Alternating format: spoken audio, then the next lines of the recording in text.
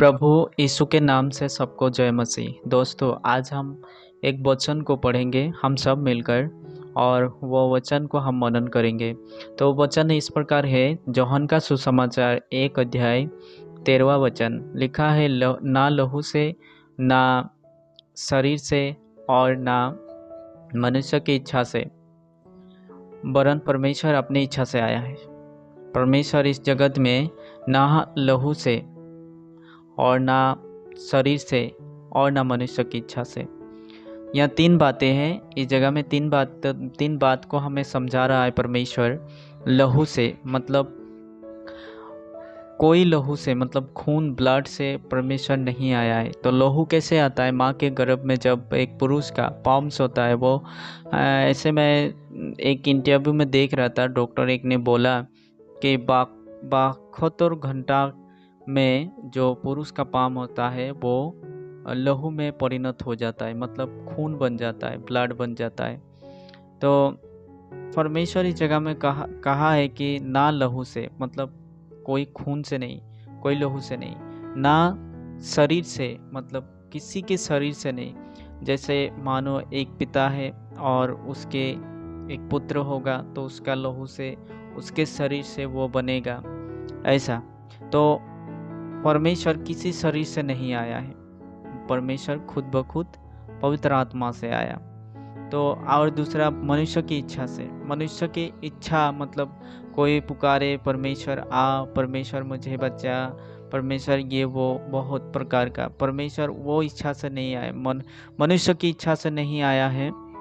परमेश्वर हमें प्रेम करता है, इसलिए वो खुद की इच्छा से आया है।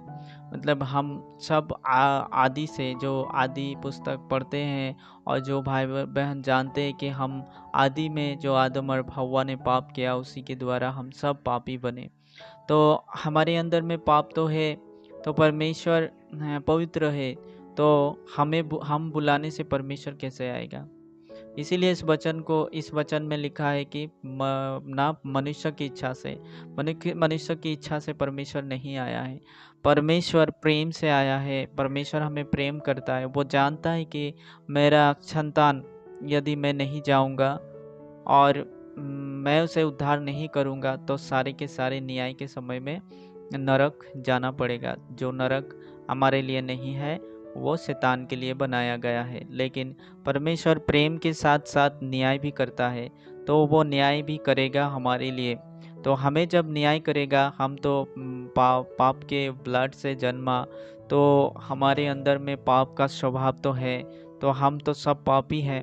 तो उस पाप से उद्धार पाने के लिए परमेश्वर ने अपने आप को स्वर्ग से धरती में लाया। तो माँ के गर्भ में पुरुष का खून होता है, तब जाकर एक संतान होता है। तो वचन में साफ रीति से कहा है, ना तो लहू से मतलब खून से नहीं है, खून का कोई कनेक्शन नहीं है, और ना शरीर से मतलब किसी के शरीर से, कोई इंसान के शरीर तो इंसान का ही होता है ना। तो ना तो शरीर की इच्छा से, और ना मनुष्य की इच्छा से, मनुष्य की इच्छा से भी नहीं। परमेश्वर को मनुष्य खुद बुलाए तो भी नहीं आता। वो अपने प्रेम, जो हमें प्रेम करता है, उसके इच्छा से वो आया, ताकि हम नष्ट ना हो जाए और हमें नरक में ना जाना पड़े। क्योंकि आदम के द्वारा सारी मनुष्य पापी हो गए, उसके द्वारा तो हर एक आदमी, हर एक इंसान नरक में जाएगा, हर एक मनुष्य नरक में जाएगा। तो इसीलिए परमेश्वर ने उसी समय ये योजना बना दिया था। जैसे हम पढ़ते हैं यूहन्ना का सुसमाचार 17 अध्याय 5 में, और पहला पतरस 1 अध्याय 20 में इस तरह से लिखा है कि परमेश्वर पहले से ही ये सब कुछ जानता था कि मनुष्य पाप करेंगे और पापों में गिर जाएंगे। तो इसीलिए परमेश्वर ने ये सारी सुविधा पहले कर लिया, और उसके बाद में परमेश्वर ने सृष्टि किया। सृष्टि करके हमें स्वाधीनता के रूप में छोड़ दिया, मतलब हम अच्छा और बुरा दोनों को चूज कर सकते हैं।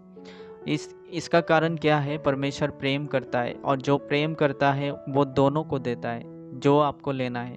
अच्छा लेना है तो भी अच्छा है, बुरा लेना है तो भी अच्छा है, लेकिन बुरा लेने से माँ बाप को जैसे बुरा लगता है वैसे परमेश्वर को भी लगा।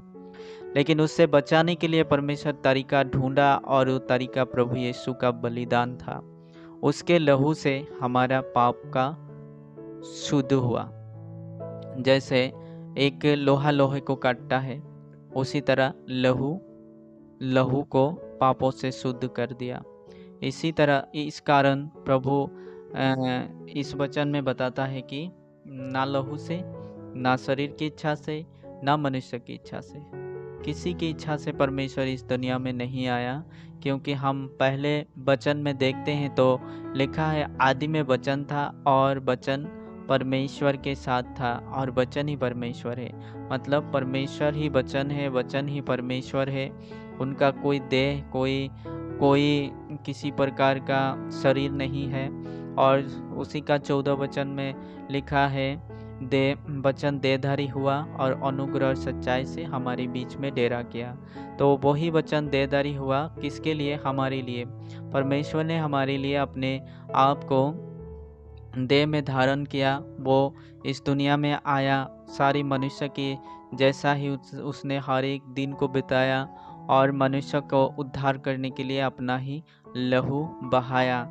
जैसे मैंने फिर से कहता हूँ कि जैसे लोहा लोहे को काटता है और उसी तरह से प्रभु का लहू हमारी लहू को धोकर साफ किया, तब जाकर हम पवित्र बने। क्योंकि हमारा लहू ही हमारा पापी था, इसलिए हम पापी परमेश्वर के आगे बन जाते हैं और हमारा कर्म भी उसी के द्वारा, हमारा सही और गलत का चुनाव करके हम गलत का ही चुनाव करते हैं। इसीलिए परमेश्वर ने उन सभी पापों को धोने के लिए अपना लहू बहा दिया। तो परमेश्वर आत्मा है और परमेश्वर माँ मरियम के गर्भ में वो पवित्र आत्मा होकर आया। किसी ब्लड, किसी कुछ भी टच नहीं हुआ उसके साथ, क्योंकि साफ रीति से लिखा है। इसलिए मरियम का गर्भ को इस्तेमाल किया, लेकिन उसका कोई भी खून, कोई भी कुछ भी उनके शरीर में नहीं हुआ। तो आशा करता हूँ इस वचन के द्वारा कुछ बातें हम सब मिलकर सीखे, मैं भी सीखा और आप लोगों भी सीख पाए। धन्यवाद। जय मसीह।